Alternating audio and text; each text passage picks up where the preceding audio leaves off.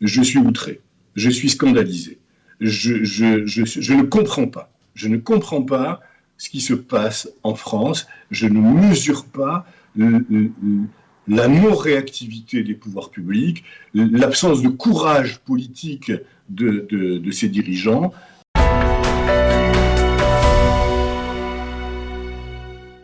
Et je crois que notre prochain invité est en ligne. Il est avec nous, il s'appelle Jose Rienne, vous le connaissez bien.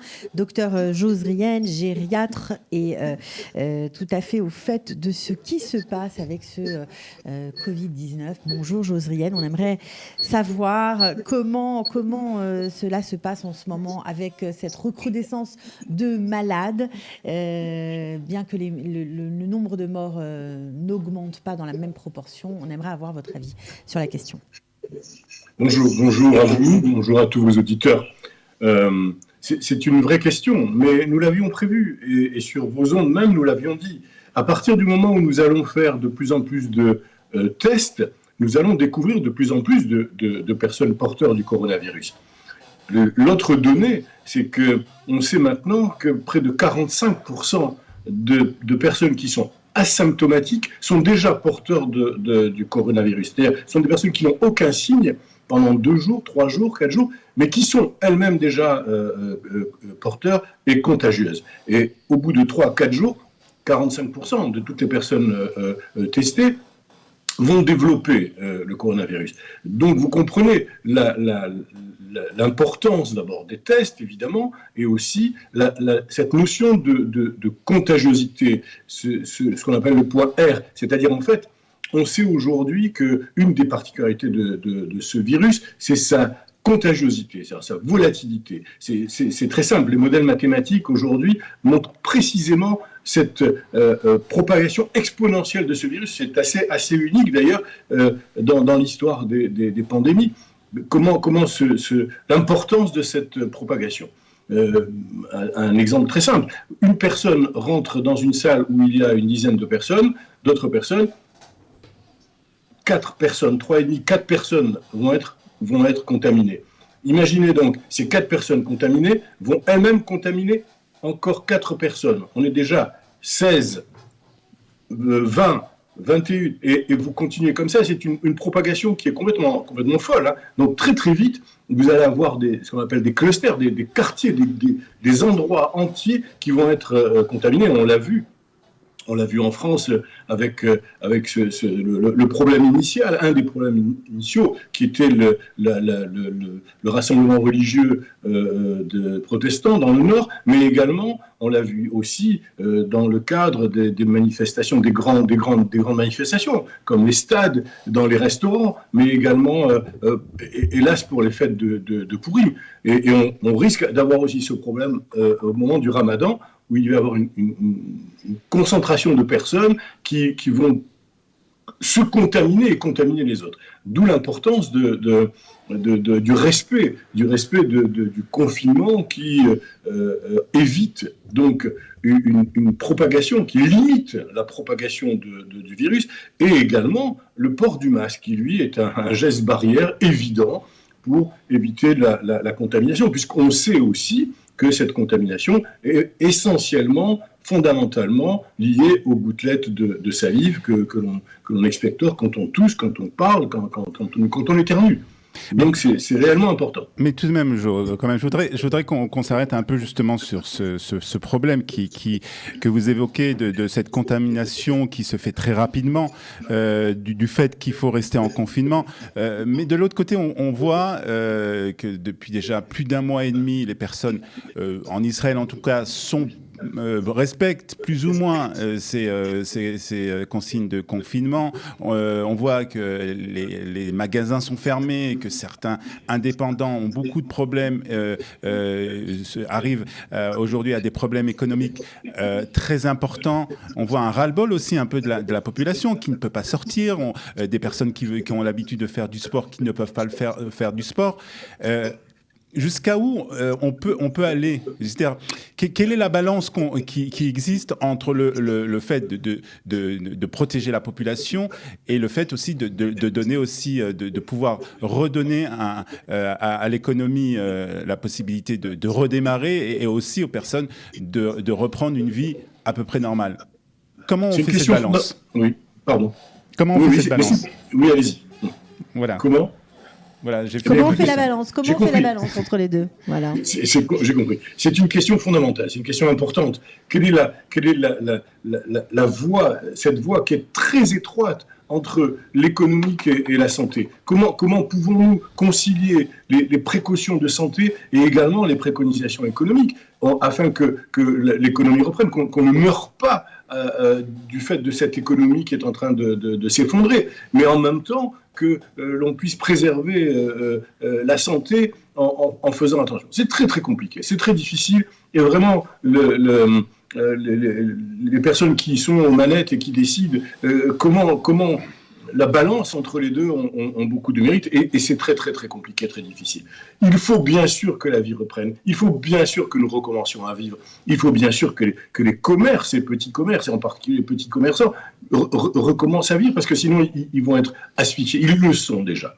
Mais en même temps, il faut essayer de respecter ces consignes de sécurité qui sont fondamentale. Sinon, on va avoir un regain à nouveau de cette pandémie. Eh bien, je pense que progressivement, c'est ce qui est en train de se faire, on réouvre l'économie, mais en même temps, on incite fortement, et les amendes qui sont mises, les contraventions qui sont mises aux personnes qui ne portent pas le masque sont bienvenues. En même temps, on incite les personnes qui vont reprendre, qui vont ressortir, qui vont aller dans les lieux publics, à porter des masques et éventuellement des gants. Voilà, ce sont des gestes qui sont fondamentaux. Il faudra faire une balance entre les deux. Ouais. C'est obligatoire. C'est une obligation. Sinon, nous allons avoir encore un retour de bâton qui sera extrêmement... Alors justement, en parlant de ce retour de bâton, hier, le directeur du ministère de la Santé a prévenu qu'on risquait d'avoir une rechute, un retour des malades, du nombre de malades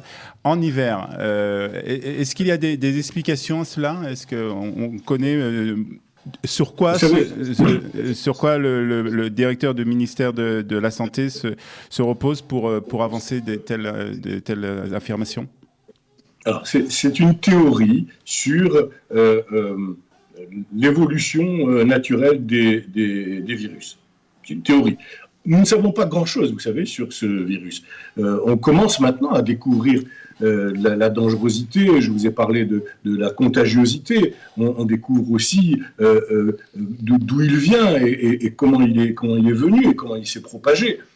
Ce sont des faits nouveaux. Vous savez, pour mémoire, quand cette affaire a commencé, il y a maintenant 2 à 3 mois, la plupart des grands épidémiologistes, des professeurs de santé publique, mais également des infectiologues, considéraient ça comme une grippe. Moi, j'ai le souvenir, et il faudra un jour le ressortir, parce que ils ont une responsabilité, que ce soit le professeur Douste-Blazy, que ce soit le professeur Raoult, que ce soit les grands infectiologues, également les grands médecins à Paris et ailleurs, aux États-Unis déclaraient que c'était une grippe et que nous allions passer cela au travers de cela comme une petite balade de santé. Mais tout le monde s'est trompé. Tout le monde, il faut le dire, tout le monde s'est trompé. Ou tout le monde n'a pas voulu mesurer la gravité de ce qui se passait. On n'a pas voulu écouter ce qui s'était passé en Chine, en Corée du Sud et ailleurs, et à Hong Kong. Et on n'a pas voulu aussi se servir des leçons de l'histoire. Quand on a su que c'était un coronavirus, on l'a su assez rapidement. Il fallait peut-être se poser la question de l'histoire des coronavirus. Les coronavirus, c'est le 3e. Il y a plusieurs coronavirus qui sont des rhumes ou des petits symptômes sans gravité, mais il y en a 3 en particulier qui sont maintenant dans notre histoire. Le premier, c'est le SRAS, en 2003. Il va toucher à Hong Kong, il va faire 800 à 900 morts, et à Hong Kong, il va y avoir une réaction extrêmement rapide et drastique des pouvoirs publics qui vont arriver à le stopper. Ça, c'est en 2003, avec un taux de létalité, un taux de mortalité de 30. Ensuite, vous avez le MERS en 2012 qui va arriver en Arabie Saoudite, qui lui a un taux de mortalité de 10-12 et qui est également un coronavirus. Et quand nous arrivons avec ce Covid-19 en décembre, janvier, février, qui arrive et qui touche le monde, c'est une pandémie. Très vite, nous savons que c'est une pandémie. Eh bien, on ne mesure pas que ce coronavirus a une dangerosité importante, avec un taux de létalité qui sera inférieur à celui du SRAS et à celui du MERS. Mais on n'a pas voulu entendre, ou on n'a pas compris, ou on n'a pas mesuré ce qui allait se passer. Peut-être que nous étions dans un fantasme de toute puissance médicale et que nous pensions que nous allions arriver avec nos méthodes actuelles à juguler rapidement cette pandémie. C'est important, ce sont des leçons qu'il faudra réfléchir. Jose Riane, justement, puisque vous parlez de juguler cette pandémie, on voit en France qu'il y a plus de 500 morts encore par jour. On comprend mal les entendre parler déjà de déconfinement à partir du 11 mai et de voir que le nombre de morts continue d'augmenter. On a l'impression que la crise n'est pas vraiment gérée. Écoutez, chère Cathy, je vais essayer de peser mes mots. Je suis outré, je suis scandalisé, je ne comprends pas. Je ne comprends pas ce qui se passe en France, je ne mesure pas la non-réactivité des pouvoirs publics, l'absence de courage politique de ces dirigeants. Je suis sidéré, franchement je suis sidéré. Quand en Israël et ailleurs, nous savons combien Israël est bien placé aujourd'hui. Quand en Israël et dans certains pays qui sont sortis du pandémie, en gardant toujours le masque et les gants, il ne faut pas oublier, mais qui ont recommencé leur activité économique, que ce soit en Chine, que ce soit à Hong Kong, que ce soit en Corée du Sud, à Taïwan. Eh bien, je ne comprends pas qu'en France, on n'ait pas très vite mesuré l'importance de ce qui se passait. Pourtant, il y a de grands médecins et de grands infectiologues en France, et qu'on n'ait pas de suite, immédiatement, adopté les gestes barrières en demandant à la population de rester confinée, certes, mais en même temps l'utilisation du masque. Et si nous n'avons pas de masque en France, eh bien on va utiliser des masques qu'on va fabriquer soi-même. Il y a d'excellents sites, comme le site de l'AFNOR, qui montre un tutoriel de fabrication de ce masque. Et ces masques en tissu, avec bandana et autres, sont efficaces. Ils sont efficaces dans l'ordre de 45 à 60%. C'est mieux que rien, en attendant qu'il y ait des masques qui arrivent, des masques chirurgicaux par exemple, ou des masques un peu plus élaborés. Mais c'était le p.a.-ba, c'était la règle immédiatement. Alors justement, je veux parler de déconfinement en France à partir du 11 mai, alors que la situation n'a pas l'air d'être gérée. C'est pas un peu inconscient ? Tout à fait. Alors moi, je suis très clair par rapport à ça. Si en France on veut imposer un déconfinement, il faudrait qu'il y ait une multiplication des tests larga manu, qu'il y ait beaucoup de tests qui soient faits, beaucoup plus que ce qui se fait en France, et qu'il y ait des distributions de masques et que l'on incite la population à utiliser ces gestes barrières et ces manières de vivre. Si on veut sortir dans la rue, très bien, sortons, mais qu'on ait des masques et des gants et que l'on respecte tous ces gestes-là. Oui, dans ces conditions, oui. Mais ce n'est pas le cas actuellement. Et je suis vraiment, je vous invite. Aujourd'hui, savez-vous que hier seulement, l'Académie de médecine en France a commencé à dire qu'il fallait peut-être certainement mettre un masque. Mais c'est délirant. Je veux dire, on est en plein délire, voilà.